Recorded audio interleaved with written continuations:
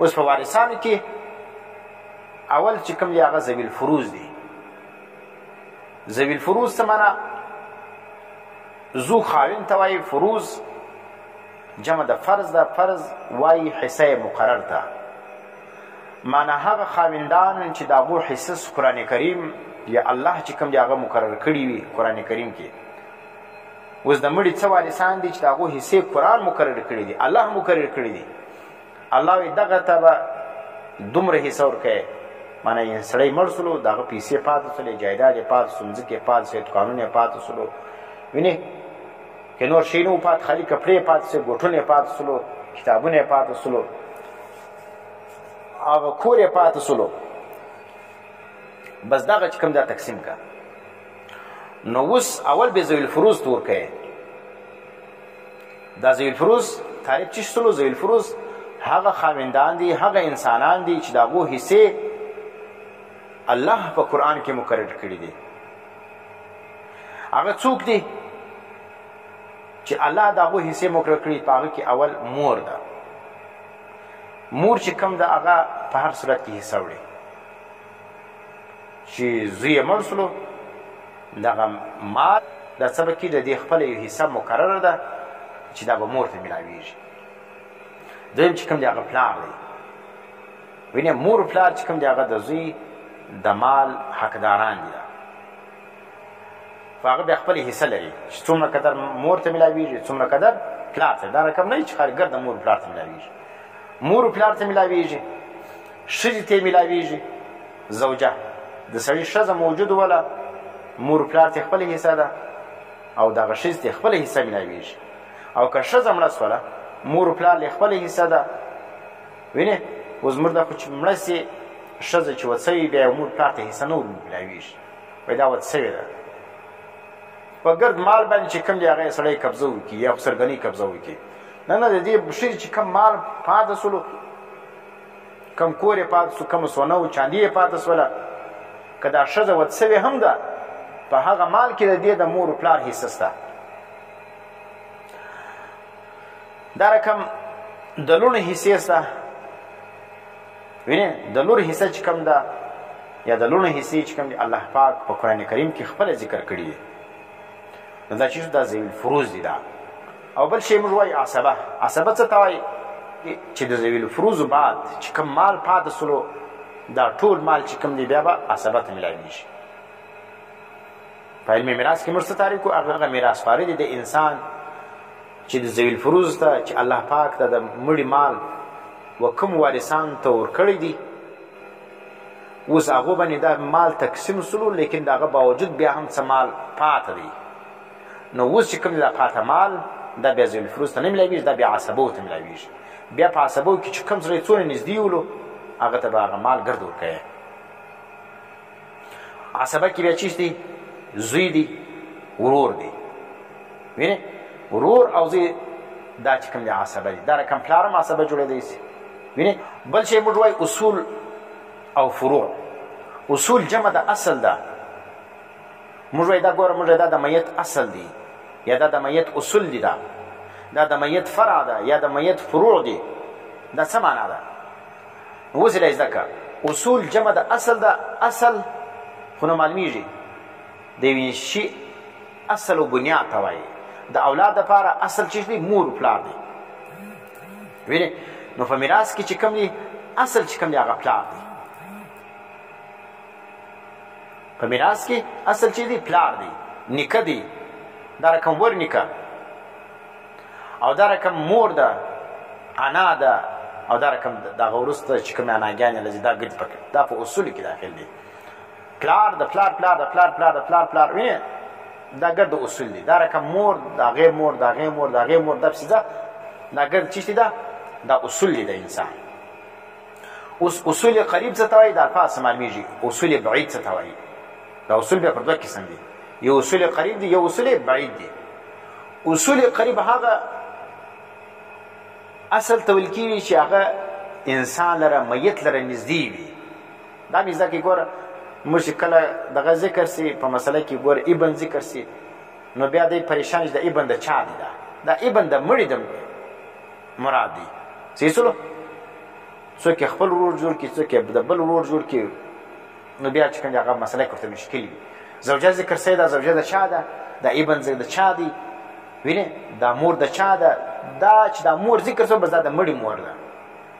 په مسله کې چې لیکي هم پلار دغه نسبت به د چا د مړي سره راکړي، چې پلار دی ولیکي اب دی ولیکي د اب نسبت به د چا سره راکړي؟ د مړي سره راکړي، چې دا پلار د دې مړي دی، مور د دې مړي ده، ځکه مسله د مړي سره تعلق لري. څوک مړ سوی دی د هغه قریبان به لیکي، نو چې د هغه د مړي سره کم تعلق دی هغه به دلته لیکي چې دا سړی پلار دی، دا یې مور ده، دا یې ښځه ده، دا یې لور ده، دا یې خور ده، وینې دا یې اکا دی. نو دا چې سلو نو دلته اصول قریب او اصول بعید. نو اصول قریب مارتولې دا هغه اصول دي، د اصل دي چې هغه مړي سره نږدې وي، او بعید هغه ته وایي چې هغه د مړي څخه په رشته کې لږ لیرې وي. لکه اوس ګوره پلار او نیکه چې سره جمع سي، دواړه اصول دي د مړي. وینې یو د مړي پلار دی، یو یې نیکه دی، په مسله کې راغلو. نو یو اصول قریب دی، پلار دا نږدې دی و مړي را تر نسبت د چا؟ د نیکه. نو چې اوس دواړه په مسله کې سره جمع سولو، وینې نو قریب چې کوم دی هغه حقدار دی تر چا؟ تر بعید.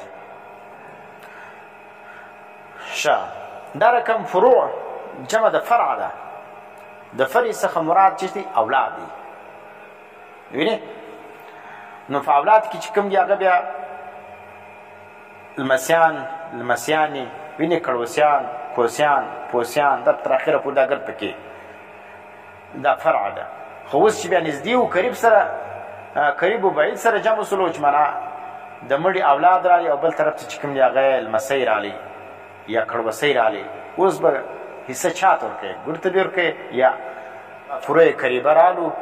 نو بیا چې کوم دی هغه فروع بعیده دا محجوب دي. دا بل شی موږ وایو اخوه.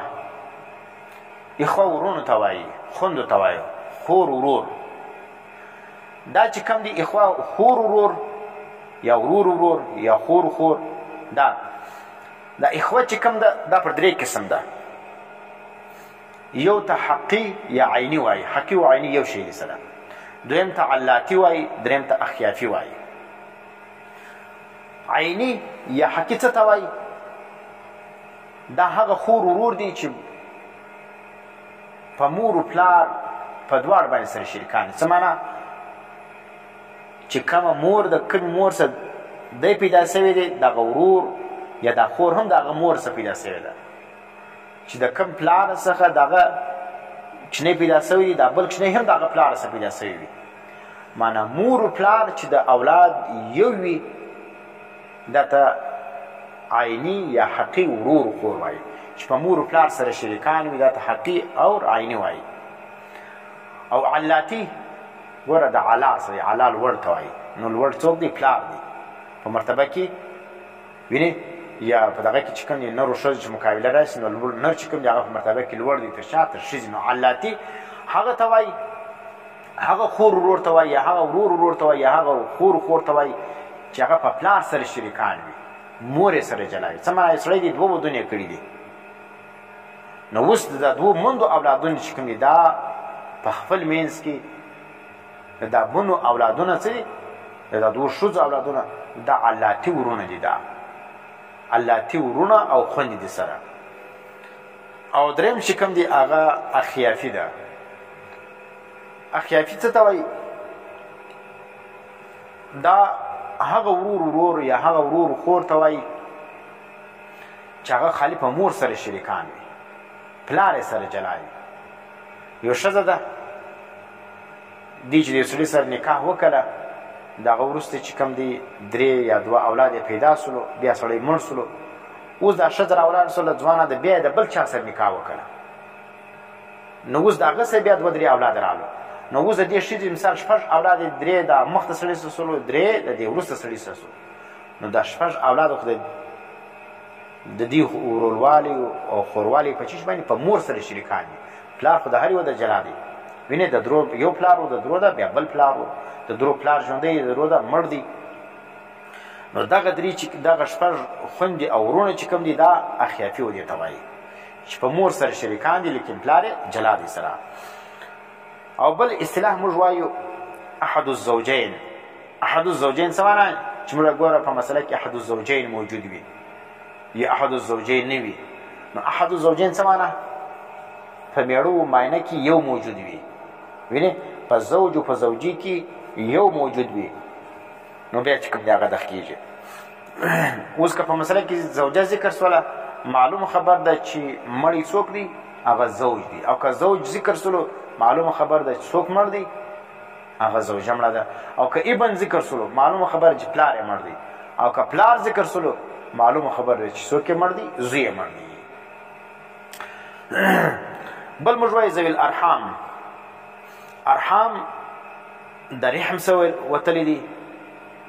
د رحم لفظي معنا ده هغه ځای چې په هغه کې د کوچني تخلیق کیږي. الله پاک چې د مور په نس کې کم هغه دغه یې جوړه کړې ده رحم چې موږ ورته وایو کومه پرده ده په هغې کې د کوچني تخلیق کیږي چې الله یې پیدا کوي. وینې نو هغه ځای ته چې شو کیږي رحم ویل کیږي. چې په کم ځای کې د کوچني تخلیق کیږي هغه ته رحم ویل کیږي. اوس د دې ذوي الارحام څخه مراد کوم قریبان دي؟ د دې څخه مراد هغه نسبي قرابت دار خلق مراد دی، نسبي قریبان مراد دی. لیکن په علم میراث کې ذوي الارحام څخه چش مراد دی؟ د دې څخه مراد هغه وارثان دي چې هغه نه ذوي الفروض وي نه عصبه وي. لکه ګوره ماما سلو، وینې ماما خو هم د انسان قریب دی خو لیکن چیش دی دا نه په ذوي الفروض کې داخل دی نه په عصبات کې داخل دی. نو چې کوم د انسان قریبان وي نه په ذوي الفروض کې نه په عصباتو کې وي نو هغه بیا چې دی ذوي الارحام دي. دا بل شی موږ وایو تشبیب. تشبیب څه ته وایي؟ تشبیب هغه ته وایي چې یو سړی چې کوم دی هغه خپله وارث نه وي مګر د بل په موجودګي کې دی وارث جوړېدی سي. څه معنا؟ چې دی خپله سره راوټکوي خپله حصه نسي پیدا کوی، د مړي څه دی حصه نسي وړلی. لیکن چې د ده سره بل څوک راسي بل وارث راسي د هغه په وجه باندې ده ته حصه میلاویږي، دا ته تشبیب وایي. لکه اوس ګوره د مړي دوې لوڼې دي او دا رقم د مړي لمسیان هم دي. نو چې اوس دوې لوڼې راغلې د بیا د لمسیانې چې دا محرومه دي. ده مګر که چیرې د دې لوڼو سره د مړي یو لمسی راغلی لمسي سره و دې لمسیانو ته هم بیا حصه میلاویږي. بل شی موږ وایو حجب. حجب څه ته وایي؟ رکاوټ. وینې چوکیداري. حاجب څه دی؟ هغه سړي ته وایي چې په دروازه باندې ولاړ چوکیدار. نو اوس په دې وارثانو کې بعض داسې وارثان دي چې هغه راسي هغه بل سړی څه په کې محجوب کړي پر هغه دی چوکیداري کې څه معنا هغه دی نه پرېږدي ده ته حصه د هغه څه نه میلاویږي، دی د هغه مخ ته رکاوټ جوړ سي. نو بعضې دا رقم وارثان دي چې د هغه په موجودګي کې بل وارث چې کوم د هغه حصه نسي وړلی. لکه اوس ګوره پلار او نیکه دی، دا دواړه د مړي دغه دی میراثخواري دي، لیکن چې پلار موجود وي نیکه ته حصه نه میلاویږي. وینې نو دا چې سلو دا پلار چې کوم دا حاجب سلو او نیکه چې سلو دا محجوب سلو. بیا دا حجب پر دوه قسم دی، یو حجب حرمان دی یو حجب نقصان دی. د الفاظ معلومیږي حجب حرمان څه ته وایي؟ چې دا یو وارث راولاړ سي دا بل وارث څه پوه کې بلکل محروم یې کې. یو وارث چې راغلی د ده په موجودګي کې دا بل وارث څه پوه سي بلکل محرومه سي. دویم قسم بیا حجب نقصان دا ته وایي چې دا یو وارث راغلی دا بل وارث څه به کې د هغه حصه خو ختموي نه بلکل محرومه کوي نه د هغه په حصه کې کموالی راولي. لکه اوس ګوره زوج چې کوم دی هغه ته دوې حصې میلاویږي، یوه ربع ده یو نصف دی. د ښځې د سړي چې ښځه مړه سوله دا سړي ته دوې حصې میلاویږي، یا به د دې ښځې نیمه مال ورکوي یا به یې څلورمه حصه ورکوي. اوس دا نیمه حصه دا خو نو ډېره حصه ده او دا ربع چې دا څلورمه حصه دا خو کمه ده. اوس دا کمه حصه ولې میلاویږي؟ دا په هغه وخت کې که چیرې د دې ښځې اولاد موجود ولو د د مړي اولاد موجود دی نو بیا و دې زوج ته بیا ربع ملاویږي، او که چیرې اولاد نه و د ښځې بیا واده ته چې نه نصف ملاویږي. نو ګوره نو بعض داسې وارثان دي چې هغه یو د بل دپاره چې جوړېږي حجب نقصان جوړېږي چې دی راسي نو د بل حصه څه به کېږي پکې کمیږي. او په بعضې اوقات کې بعضې دا رقم وارثان دي چې د ده په راتلو سره د هغه بل وارث حصه سره ختمه سي، دی محرومه سي.